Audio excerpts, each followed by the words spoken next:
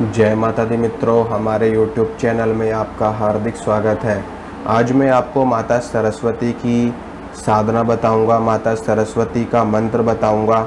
और जो भी लोग विद्यार्थी हैं या जो भी लोग कला के क्षेत्र से जुड़े हुए हैं या जो भी लोग गायन के क्षेत्र से जुड़े हुए हैं और किसी भी प्रकार की कविता और लेखन और विद्या ज्ञान बुद्धि पठन पाठन के क्षेत्र से जुड़े हुए हैं, उन लोगों के लिए ये साधना बहुत ही अच्छी साधना है। और उन लोगों को इतना ज्ञान की प्राप्ति होगी इस साधना से, मतलब कि जिस क्षेत्र में वो लोग होंगे उस क्षेत्र में उनको विद्या की ज्ञान की प्राप्ति होगी और सफलता मिलेगी। देखिए, इस संसार में, इस पूरे विश्व में, इस पूरे ब्रह्मांड में अगर कोई चीज़ सदा सर्वदा के लिए विराजमान है तो वो है सिर्फ ज्ञान। ठीक है, ज्ञान के जिन भी लोगों के पास ज्ञान है वो लोग जीवन के किसी भी क्षेत्र में मार नहीं खा सकते, किसी भी क्षेत्र में असफल नहीं हो सकते। जिसके पास ज्ञान नहीं उसके पास कुछ नहीं। ज्ञान से बड़ी चीज़ कुछ भी नहीं है इस पूरी दुनिया में, इस पूरे संसार में।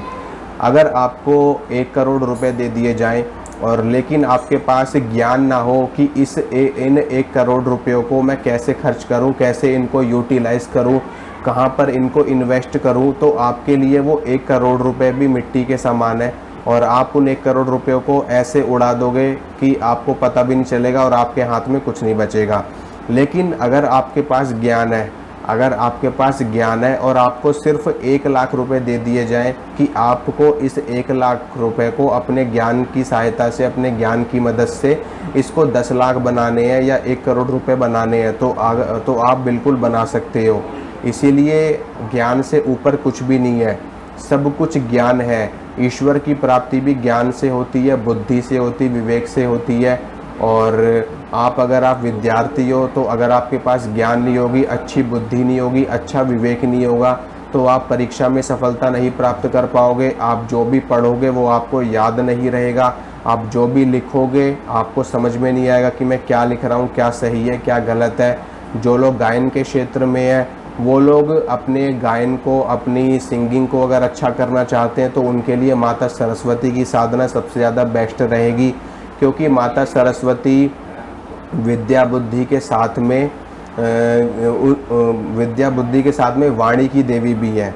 ठीक है, वाणी की देवी है। माता सरस्वती के मंत्र का जप करने से, इनकी साधना करने से, इनकी पूजा करने से आपकी वाणी में एक प्रभाव आता है, आपकी वाणी में एक सम्मोहन आता है, आपकी वाणी में एक अट्रैक्शन आता है, एक आकर्षण आता है।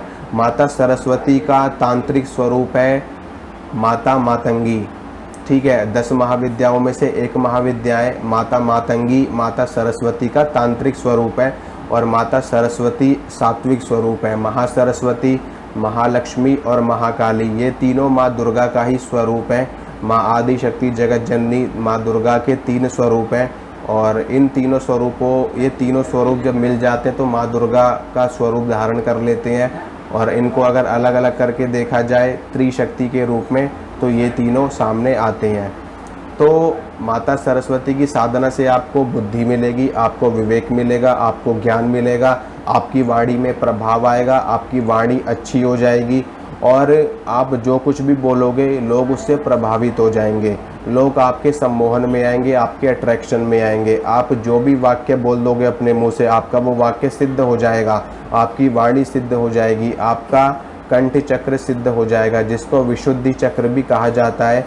और यहीं से इसी चक्र में भगवान शंकर ने विष को धारण कर रखा है और इसीलिए उनको नीलकंठ भी कहा जाता है। तो माता सरस्वती के मंत्र का जप करिए।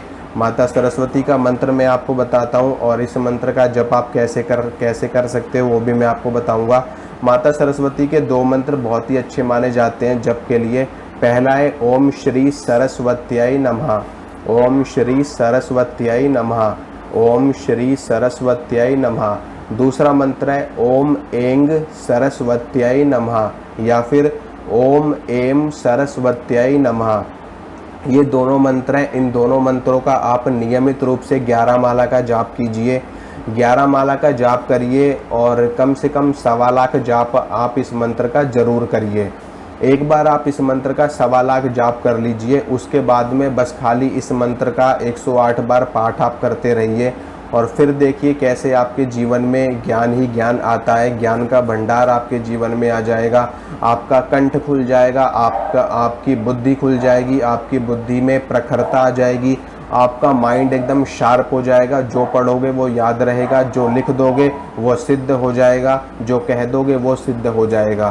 तो ये है इस मंत्र का जप कैसे करना है। कोई परहेज नहीं है, कोई कुछ नहीं है, ठीक है। बस अगर हो सके तो नॉन वेजिटेरियन चीज़ों को मत खाना पीना आप लोग, क्योंकि सनातन धर्म में नॉन वेजिटेरियन चीज़ों को खाने के बारे में कहा गया है कि इन चीज़ों को जो कोई भी व्यक्ति सेवन करते उनके अंदर तामसिकता आती है और उनके अंदर एक तामस की प्रवृत्ति जागृत होने लगती है।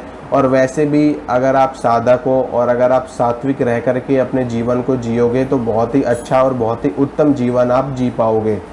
नहीं तो आपका जीवन कुछ समय के लिए भले ही अच्छा हो जाए, लेकिन उसके बाद में आपको लास्ट में बहुत ही ज़्यादा दुख झेलने पड़ सकते हैं।